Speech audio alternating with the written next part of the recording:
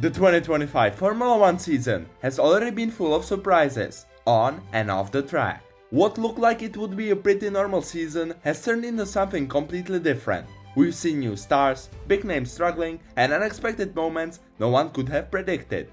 In this video, we're going through the biggest surprises of the season so far, and by the end, you'll see why 2025 feels like one of the most unpredictable years in a long time. Let's start with something that caught everyone's eye, and not in a good way: fires on track. This year, we've already had fire incidents in Japan and Austria. The grass around the track literally caught fire. The cause? The titanium boards on the bottom of the cars. These boards were introduced to replace the old materials. They last longer and they were supposed to look great on screen because they throw sparks, especially at night. And yes, it looks cool in photos. But the problem is, those sparks can hit the grass and set it on fire. Suddenly, we have delays and safety problems for drivers. The FIA has even started thinking about going back to metal boards, at least for races where there's a higher risk of fire. But that opens another problem. If they only switch it for some weekends, teams won't be ready. The metal boards wear out faster, and if they're worn down too much, a team can even get disqualified after the race. So what started as a small visual upgrade has turned into a safety headache. And it's not like this happened once, it's becoming a regular thing. That was already shocking to see, but the sparks on grass were unexpected. The fight at the front of the championship gave us something even crazier. At the very start of the season, things didn't look good for Oscar Piastri. In the first race in Australia, he made a mistake and only got 1 point.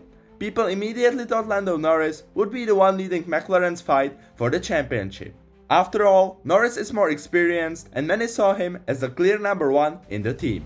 But Piastri quickly turned things around. As the McLarens are side by side, and Oscar Piastri's going all the way around the outside with a bold and brilliant move. Yeah, and I think we've got a confirmation there that Piastri has zero interest in Lando Norris's World Championship. He has been calm, consistent, and right now he is leading the championship by 9 points. That's incredible for a driver still at the start of his career. If you look at qualifying, he's ahead of Norris 8-6. That might not sound huge, but the difference is often bigger than the numbers suggest. When Piastri qualifies ahead, it's usually by quite a few places, because Norris has made some mistakes that drop him down the grid. That's why Piastri's average starting position is much stronger. Of course, he's had some bad luck too. In Silverstone, a penalty cost him the win, which ended up going to Norris. In Hungary, Piastri was better almost all weekend, but the strategy helped Norris take the win. Even then, the fact Piastri is still leading shows just how strong he's been. And while Piastri is making headlines as the young star, some of the biggest surprises come from changes to the tracks themselves. How the circuits are set up now is affecting every race in ways no one expected. For the last few years, track limits were one of the most annoying things in Formula 1. Races and qualifying sessions kept being ruined because of penalties. Fans hated it, drivers hated it, something had to change. This year, the FIA tried something new. Instead of punishing drivers with endless track limit calls, more gravel traps were added. The idea is simple. If a driver goes wide, they don't just run off into a safe tarmac zone. They hit gravel and slow down. No penalty needed. It makes racing more natural, but it's not perfect. Gravel can cause problems too. Sometimes, stones fly up and hit cars or drivers. Isaac Hadjar, for example, was hit on the hand by gravel in Hungary. It can also cause delays in races or qualifying while the track is cleaned up. Still, overall, it feels better. The racing is more real and fans don't have to listen to track limits being called out every few seconds. And while the FIA was experimenting with racing itself, another story was quietly unfolding in the midfield. One that nobody really expected. If you'd told people before the season that Sauber would fight for a podium, nobody would have believed you. They started the year terribly, the car was slow and they barely scored any points. It looked like another painful season for the team. But then the upgrades arrived and suddenly everything changed. Nico Hülkenberg has been flying. He's now 9th in the championship, he finished P5 in Spain and even grabbed the podium at Silverstone. It's wild to think that Hülkenberg spent so many years in F1 without a podium and now, driving out of all teams, a Sauber, he manages to do it. And then there's Gabriel Bortoleto. He also struggled at the start, but his recent form has been amazing. 14 points in the last 4 races, and he's even outqualified Hülkenberg 8-6 across the season. For a young driver, that's really promising. He's got momentum and confidence now, and it looks like he's only getting better. But while Sauber's comeback was incredible, it wasn't the only change fans noticed this season. This year, Pirelli tried some new approaches that have completely changed how the racing feels. In Monaco, Pirelli tried a mandatory two-stop race, but it didn't really work as planned. Then at Spa, they mixed things up with a different tire choices: C4, C3 and then C1. The C1 is the hardest tire, C4 is much softer and each behaves differently in grip and wear. This mix made strategies more versatile, giving teams more options to play with and making the race less predictable. The reason they can do this now is because the tires are safer. In the past, worn tires could explode, which was very dangerous. Now, they just get slower when they're worn out. That means Pirelli can bring softer tires without the same risk. It's still not perfect, but at least they're experimenting with ways to make racing less predictable. And while these changes shape the racing itself, one rookie was busy surprising everyone with his own performances. At the very start of the year, it looked like Hadjar was going to struggle. He made a mistake in Australia and people thought he might not be ready. But since then, he's shown real quality. He's outqualified his teammate 9-3, which is huge for a rookie. He's also scored points and finished P11 several times, just missing out on more.